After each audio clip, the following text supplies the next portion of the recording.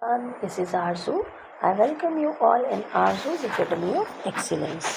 How are you all? I hope you all are doing well.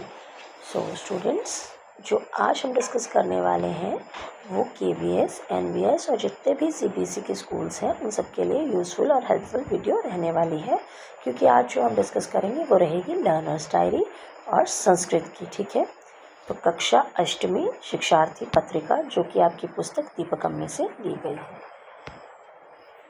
आपके chapter का नाम रहेगा अल्पानाम अपि वस्तूनाम सहति कार्य साधिका।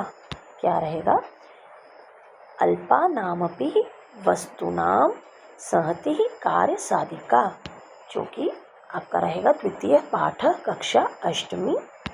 पुस्तक कौन सी है? दीपकम पाठ 2। तो अभी तक इस सीरीज़ में हम और भी वीडियोस बना चुके हैं। अगर आपने नहीं देखे हैं तो प्लीज़ आप जाके देख सकते हैं। तो इसमें भी हम वही पैटर्न फॉलो करेंगे जो बाकी की लर्नर डायरी में हम फॉलो करते आए हैं अभी तक। ठीक है, तो स्टार्ट करते हैं। पहला पॉइंट डाल के आप लिखेंगे अस्मात् पाठात् मया किम अधिगतम, यानी कि what I have learned in this chapter. इस चैप्टर से या इस पार्ट से मैंने क्या सीखा।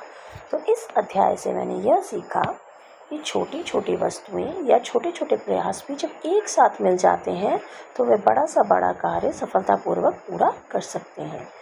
इस पाठ ने मुझे एकता, सहयोग, संगठन और सामूहिक प्रयास का महत्व समझाया।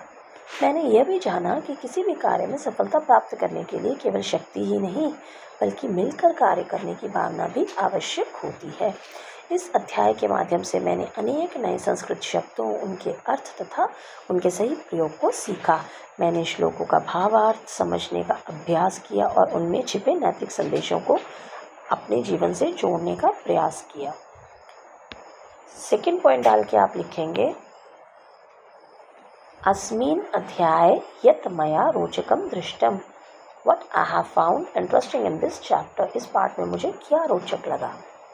तो क्या रोचक लगा जी? मुझे इस अध्याय का मुख्य संदेश बहुत प्रेरणादायक और रोचक लगा कि छोटी छोटी वस्तुओं का समूह भी महान कार्य कर सकता है। इस पाठ में दिए गए उदाहरणों ने मुझे यह समझने में सहायता की कि एकता में ही वास्तविक शक्ति होती है। संस्कृत के सुंदर श्लोकों की भाषा, लय और भाव ने मुझे विशेष रूप से आकर्षित किया। नए शब्दों के अर्थ जानना और उन्हें समझना मेरे लिए आनंददायक अनुभव रहा। कक्षा में श्लोकों का सामूहिक वाचन करना भी मुझे बहुत अच्छा लगा। इस अध्याय ने मुझे यह सोचने के लिए प्रेरित किया कि विद्यालय, परिवार और समाज में सहयोग की भावना कितनी आवश्यक है। स्टूडेंट्स, यहाँ पे जो आधा वाला लेटर है जैसे आप लिखते आए हैं वैसे ही लिखेंगे, क्योंकि टाइप करना थोड़ा सा मुश्किल रहता है, इसलिए जैसा आप करते आए हैं आप वैसा ही लिखेंगे, इसके साथ कंफ्यूज नहीं करेंगे। ठीक है, सो ये 3 पॉइंट्स आ जाएंगे आपके सेकेंड पॉइंट के अंदर। देन थर्ड पॉइंट आएगा आपका, हेडिंग डाल के आप लिखेंगे अस्मिन् पाठे मया यत् कठिनम प्राप्तम, what I have found challenging in this chapter. इस चैप्टर में मुझे क्या क्या कठिनाइयाँ हुई। ठीक है, तो क्या हुई? इस अध्याय का अध्ययन करते समय मुझे कुछ कठिन संस्कृत शब्दों का सही उच्चारण करने में कठिनाई महसूस हुई। प्रारंभ में कुछ श्लोकों का भावार्थ पूरी तरह समझना मेरे लिए चुनौतीपूर्ण था। नए शब्दों और उनके अर्थों को याद करने के लिए मुझे कई बार अभ्यास करना पड़ा। संस्कृत वाक्यों का हिंदी में सही अनुवाद करना भी थोड़ा कठिन लगा। लंबे श्लोकों को याद करना और उन्हें बिना त्रुटि के बोलना भी मेरे लिए आसान नहीं था। फिर भी नियमित अभ्यास, पुनरावृत्ति और शिक्षक के मार्गदर्शन से मैं इन कठिनाइयों को धीरे धीरे दूर करने का प्रयास कर रहा हूँ और अब मुझे इस अध्याय की बेहतर समझ होने लगी है। ठीक है, लड़कियाँ प्रयास कर रही हूँ लिखेंगी और लड़के जो है प्रयास कर रहा हूँ लिखेंगे। ठीक है, तो ये आ जाएंगे आपके थर्ड पॉइंट के अंदर। अब फोर्थ पॉइंट डाल के आप लिखेंगे हेडिंग अस्य पाठस्य रोचकतां वर्धयितुं वयं किं कर्तुं शक्नुमः।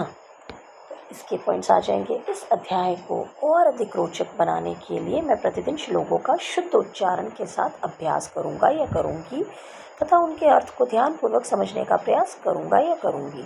मैं नए संस्कृत शब्दों की एक शब्दावली बनाकर उनका नियमित अभ्यास करूंगी। इसका मतलब क्या था कि what I can do more to make this chapter more interesting, है ना। इस चैप्टर को और ज़्यादा इंटरेस्टिंग बनाने के लिए आप क्या कर सकते हैं? तो आप अभ्यास कर सकते हैं श्लोकों का, है ना। ये सारी चीज़ें आप करेंगे जो मैं अभी बताने वाली हूँ, ठीक है। अपने मित्रों के साथ मिलकर सामूहिक रूप से श्लोकों का वाचन और चर्चा कर सकते हैं ताकि विषय को और अच्छी तरह से समझ सकें, है ना। मैं अध्याय में दिए गए एकता और सहयोग के संदेश को अपने दैनिक जीवन में अपनाने का प्रयास करूँगा। उसके बाद शिक्षक द्वारा दिए गए अभ्यास प्रश्नों को समय पर हल करूँगा तथा अपनी शंकाओं का समाधान पूछूंगा। संस्कृत की अन्य प्रेरणादायक कहानियाँ और श्लोक भी पढ़ूंगा जिससे भाषा के प्रति मेरी रुचि और बढ़ेगी। तो ये सारे आपके चौथे पॉइंट के अंडर आ जाएंगे। तो ये थी आपकी चैप्टर की लर्नर डायरी। मिलते हैं नेक्स्ट वीडियो में। Till then bye bye, take care, धन्यवाद।